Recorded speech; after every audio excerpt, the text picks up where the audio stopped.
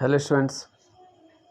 तो DD Sharma book जो है उत्तराखंड के लिए, जिसमें अल्फ़ाबेट के हिसाब से दिया गया है, ठीक है। जैसे अ से जो भी स्थल हमारे वगैरह हैं महत्वपूर्ण हैं वो पहले दिए गए हैं, है ना।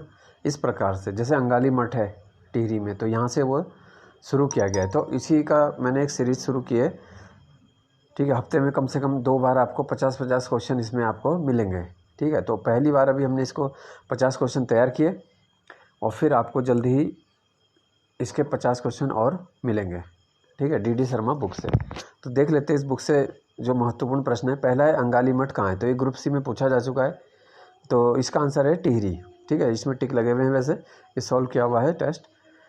अगला है कफरकोट गुफा कहाँ है, तो गुफा को शैलाश्रय भी कहा जाता है। कफरकोट है अल्मोड़ा में, ठीक है। नेक्स्ट है थौलधार विकासखंड यानी थौलधार ब्लॉक कहाँ है, तो थौलधार है या जाखणी धार है, ये सब कहाँ हैं, ये पड़ते हैं टिहरी जनपद में, ठीक है ना। अगला है कोटाल क्या है, प्रधान है या प्रधान के अधीन कर्मचारी या पंचायत सचिव या कोई नहीं, तो इसका आंसर सही होगा ग्राम प्रधान के अधीन जो कर्मचारी होते हैं उसके सहायक होते हैं, उसी को कोटाल कहा जाता था। अगला प्रश्न है होम कुंड के नामकरण का संबंध किससे, होम कुंड, ठीक है।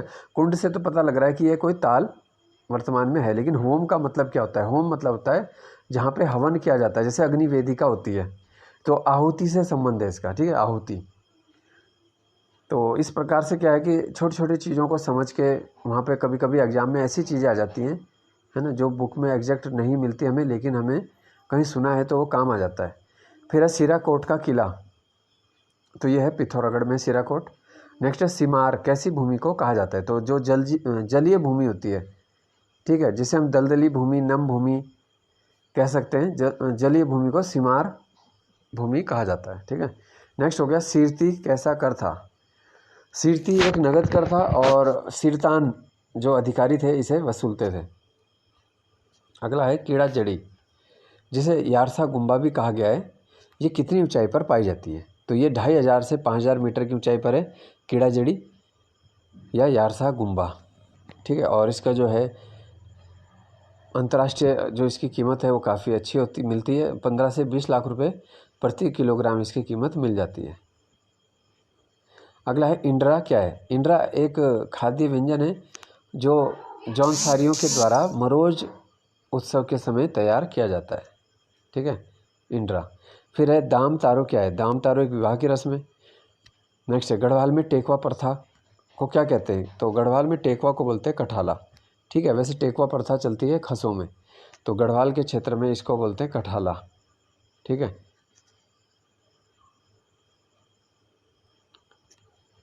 फिर है खरसाली स्थान कहाँ है, तो ये यमुनोत्री का जो है शीतकालीन गद्य स्थल भी है खरसाली, तो यह है उत्तरकाशी में ही है। फिर है खोड़िया, अगला प्रश्न है खोड़िया का संबंध, खोड़िया जो है वो एपण कला से संबंधित है, ठीक है, खोड़िया। अगला आ जाता है रंग समुदाय का निवास कहाँ है, रंग समुदाय का निवास होता है पिथौरागढ़ जनपद में, ठीक है। अगला प्रश्न आ गया 16वां, कंचनगंगा किसकी सहायक नदी है, तो कंचनगंगा है अलकनंदा की। फिर है कालसीन मेला, ठीक है, कालसीन का मेला, जो भी आपने पहली बार सुना है तो उसको आप नोट कर सकते हो, बाकी जो आपने पहले से पढ़ा है तो अच्छी बात है, ठीक है। अगर जैसे हर कोई तो सारी किताबें नहीं ले सकते स्टूडेंट, तो इसलिए क्या है डीडी शर्मा बुक से जो भी इंपॉर्टेंट फैक्ट हैं उसका मैं आपको रिवीजन करवाऊंगा, ठीक है। कालसीन मेला है चंपावत।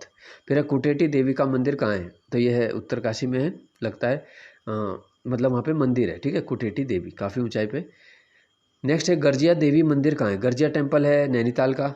फिर है गौला नदी कहाँ से निकलती है, ये निकलती है पहाड़ पानी, ठीक है, नैनीताल का पहाड़ पानी। अगला है दक्ष प्रजापति की राजधानी कहाँ थी, राजा दक्ष प्रजापति जिन्हें ब्रह्मा के मानस पुत्र भी कहते हैं, इनकी राजधानी थी कनखल में, जहाँ पर सती कुंड भी है, ठीक है, हरिद्वार कनखल। फिर एबट माउंट कहाँ है, ये चंपावत में है। पौड़ी में कितने विकासखंड हैं, 15। भेलछड़ा जलप्रपात कहाँ है, तो पिथौरागढ़ में, ठीक है। बिरथी जलप्रपात ये भी पिथौरागढ़ में 126 मीटर ऊंचा, तो ये सबसे ऊंचा जलप्रपात हो जाएगा। फिर है उल्का देवी का मंदिर कहाँ है, तो ये पिथौरागढ़ में।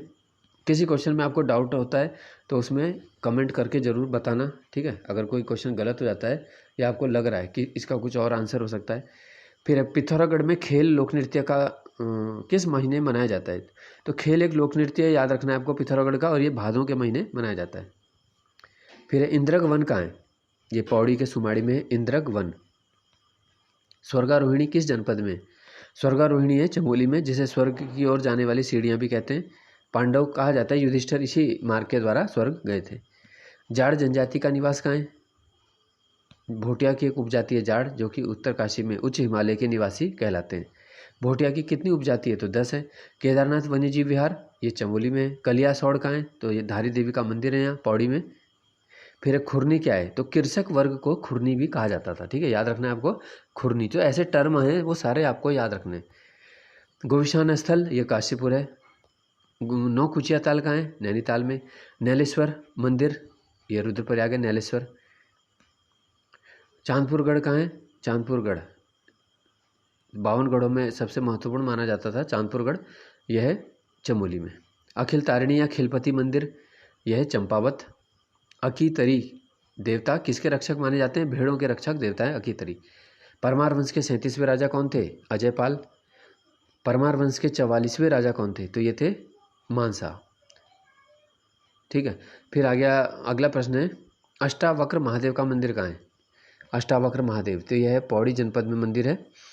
गढ़वाल का इतिहास पुस्तक किसने लिखी? ये हरिकृष्ण रतुड़ी जी की पुस्तक है। नेक्स्ट क्वेश्चन है 46वां, ओखल कांडा विकासखंड कहाँ है?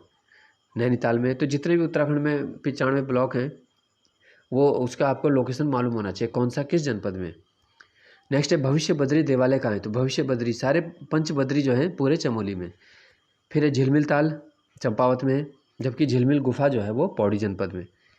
और कुष्मांडा मंदिर ये रुद्रप्रयाग में। ठीक है, प्रसिद्ध है कुष्मांडा मंदिर रुद्रप्रयाग। और लास्ट आ गया जुगात उत्सव कहाँ मनाते हैं? तो चमोली में मनाते हैं जुगात उत्सव। तो ये थे आपके लिए 50 प्रश्न DD शर्मा बुक से। तो आगे भी ये सीरीज़ में जारी रखूँगा, हफ्ते में कम से कम 2 बार आपको 50 प्रश्न दिए जाएंगे। ठीक है, धन्यवाद।